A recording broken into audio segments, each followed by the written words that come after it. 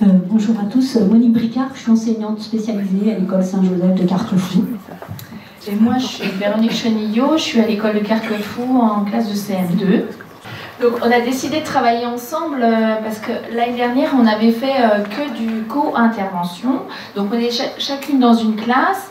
Monique avait un groupe, on va dire en difficulté, et moi j'avais le reste de la classe. Et on travaillait aussi sur les maths en toutes sortes de problèmes. Et puis à la fin on avait fait la proportionnalité. Et puis juste avant la fin de l'année, elle est allée à la conférence de Marie et en fait elle m'a appelée et puis moi je venais de voir une vidéo sur le co-enseignement au Canada et en fait on s'est dit pourquoi pas se lancer. Nous on a commencé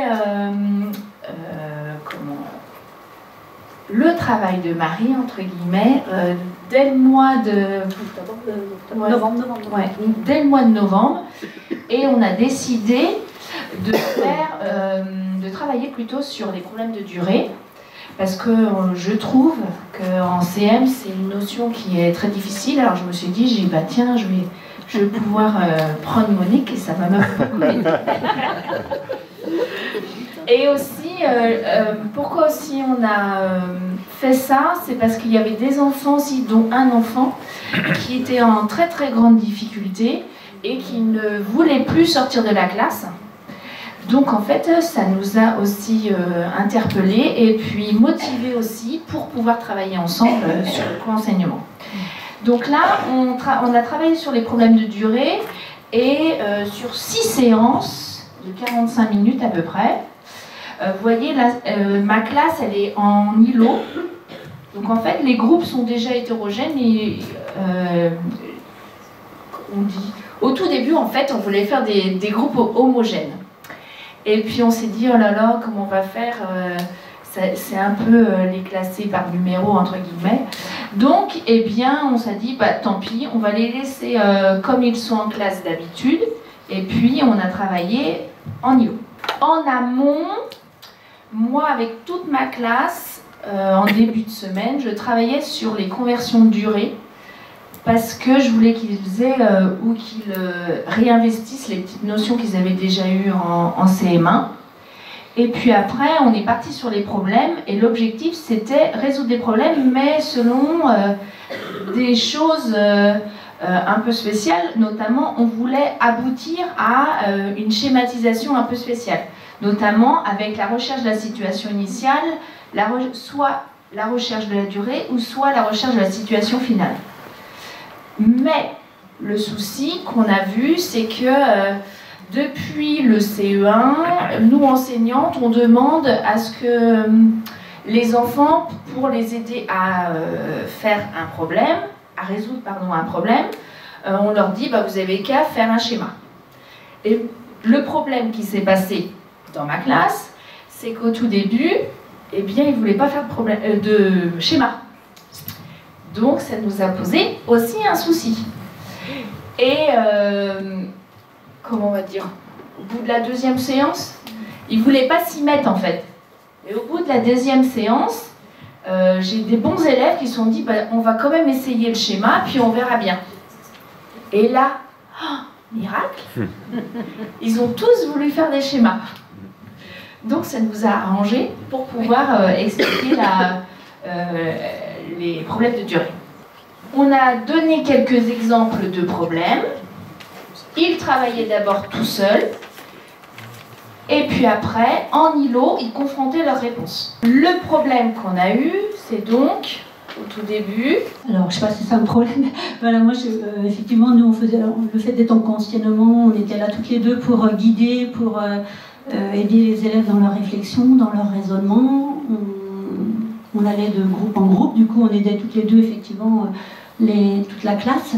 Moi, effectivement, durant cette séance, j'étais avec un îlot et là, je me rends compte d'une élève en difficulté ils étaient en train de partager leur raisonnement, avec le bon raisonnement, sauf qu'elle n'osait pas dire aux autres. Les autres partageaient tous leur raisonnement, ils avaient à peu près des raisonnements similaires et des réponses similaires. Elle n'osait pas dire son raisonnement aux autres parce qu'elle pensait que c'était elle qui avait faux et que tous les autres avaient bon. Sauf que c'était elle qui avait bon, et donc j'ai absolument insisté pour qu'elle présente son raisonnement à tout le groupe. Ils étaient très sceptiques, et puis finalement un élève s'est remis à recalculer, à refaire des calculs. En fait, ils n'avaient pas pris en compte, ce qui les mettait tous en difficulté, c'était qu'une heure égale 60 minutes. Quand il y a des minutes et des heures de mélanger, ça leur pose des difficultés de calcul. Et finalement, ils se sont rendus compte que c'était elle qui avait bon. Et là, j'ai vraiment changé le regard sur cet élève. Parce que, en fait, mais effectivement, si j'avais pas été là, si on n'était pas auprès de chaque groupe, ça se serait pas passé sûrement, puisque cet élève, elle n'aurait pas présenté son raisonnement aux autres élèves. Et voilà.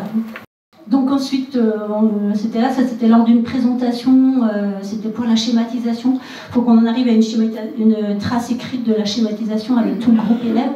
Du coup, on a fait une phase collective où Véronique a demandé à un élève de présenter son schéma au tableau, puis ensuite l'a complété pour que cette schématisation devienne vraiment une trace écrite pour tous, qu'ils aient ça dans leur aide-mémoire.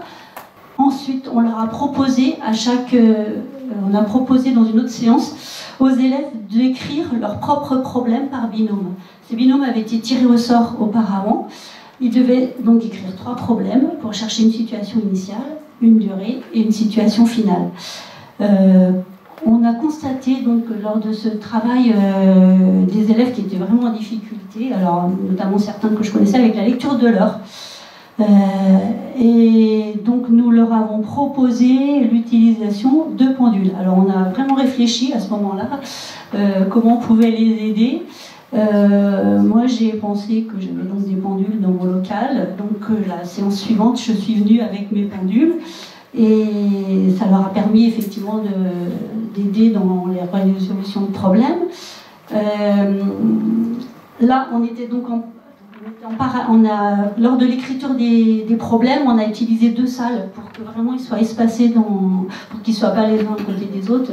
Il y a une salle libre à côté de la classe de Véronique. Du coup, là, on était un petit peu en co-intervention, enseignement parallèle. On était chacune dans notre salle, on guidait les élèves sur leurs questions, sur leur raisonnement. Ensuite, on a procédé à un nouveau tirage au sort et les élèves ont résolu les problèmes qui avaient été écrits par un autre binôme.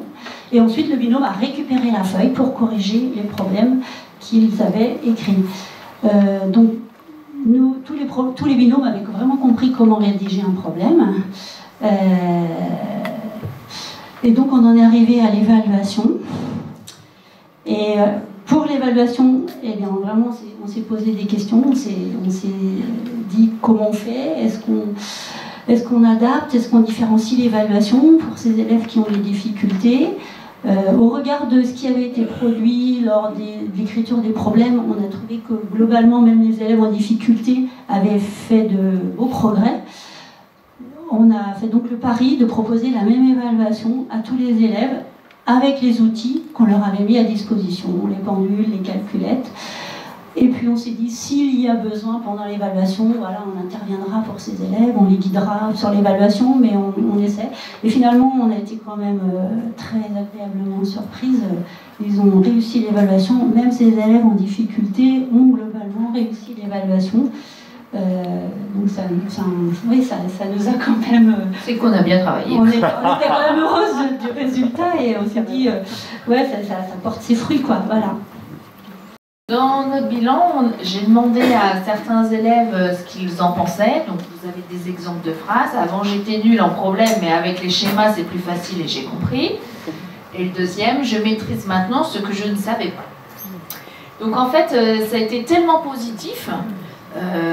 Alors pourtant le démarrage était un peu difficile pour les schémas, que en fait eh bien, ils ont bien voulu poursuivre le co-enseignement et on a décidé de continuer et on a travaillé sur la proportionnalité et là en fin d'année on était aussi sur les pourcentages et ils en demandent en fait, donc c'est ça qui est génial.